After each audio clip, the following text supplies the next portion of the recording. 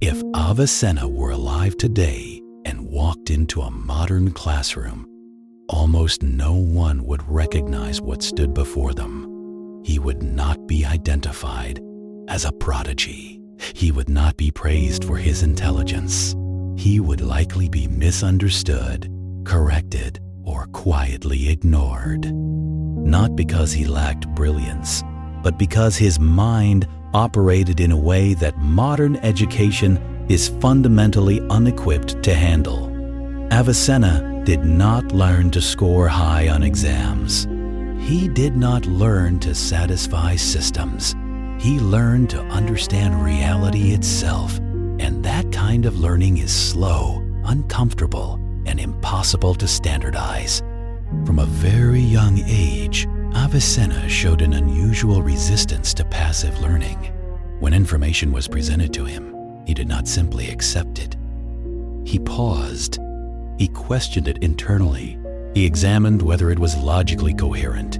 If an explanation failed to satisfy his reasoning, he rejected it, even if it came from a respected authority. Today, such behavior is often interpreted as defiance or arrogance. Modern classrooms reward students who follow instructions quickly, absorb material efficiently, and reproduce it accurately. Avicenna was not interested in reproduction. He was interested in meaning. He wanted knowledge to fit together as a unified structure, not as isolated facts stored for later recall. One of the most revealing stories from Avicenna's life involves his struggle with Aristotle's metaphysics. He read the text repeatedly, carefully, patiently, yet understanding refused to come. Many students today would memorize summaries, search for simplified explanations, or move on without comprehension. Avicenna did none of these things. Instead, he stopped completely. He refused to pretend understanding. He allowed the problem to remain unresolved. He walked alone, reflected deeply, and let his mind wrestle with uncertainty. Only much later, after encountering a commentary that revealed the underlying structure of Aristotle's ideas, did clarity finally emerge. In modern education, this process would be considered inefficient and impractical. There is rarely time to pause, reflect, and wait for understanding. Students are expected to progress regardless of clarity. Avicenna believed that learning without understanding was fragile. Memorization without structure, in his view, created weak knowledge that collapsed under pressure. He approached learning the way an architect approaches a building.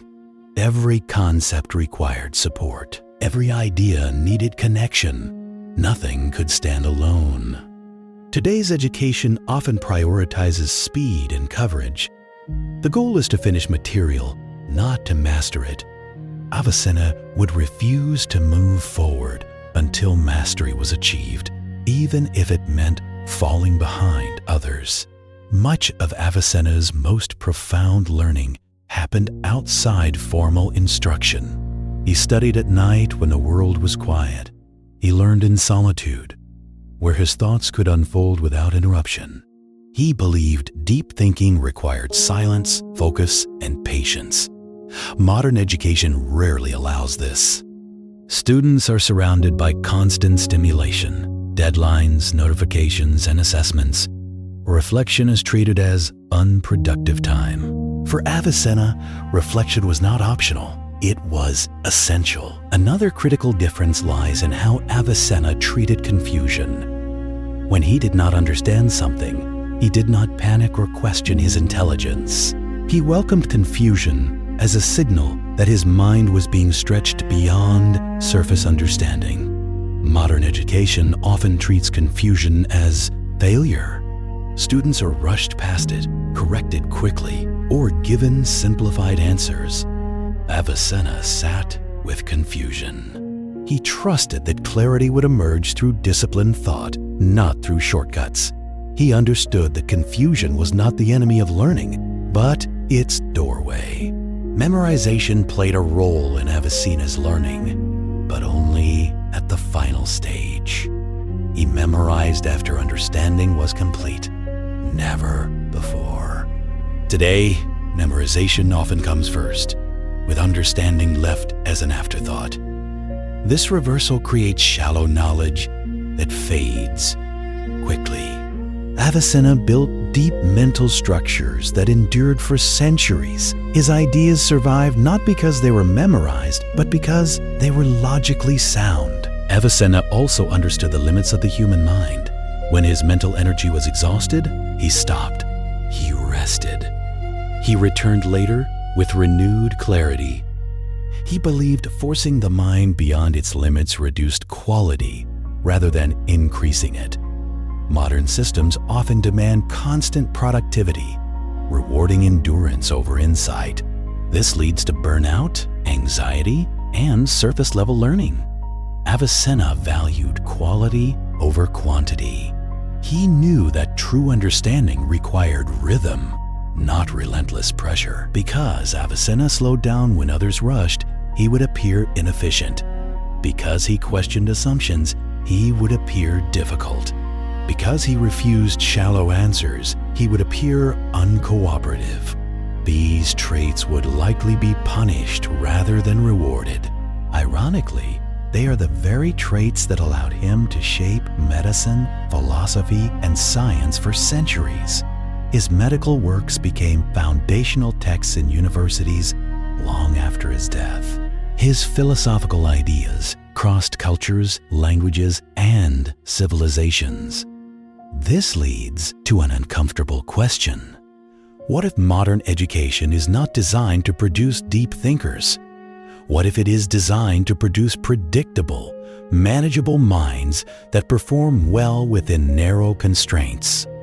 Avicenna did not fit into systems.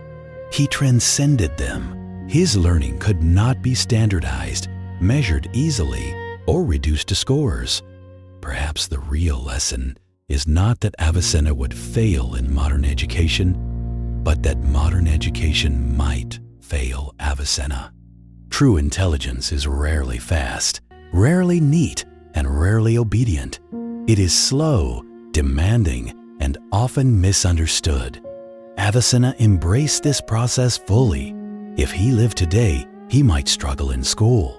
He might be corrected, redirected, or overlooked. But he would still think deeply, question relentlessly, and pursue understanding with discipline and patience. And in the end, that is what made Avicenna timeless. Not speed, not compliance, but depth, structure, and the courage to think differently, even when the world is not built for it.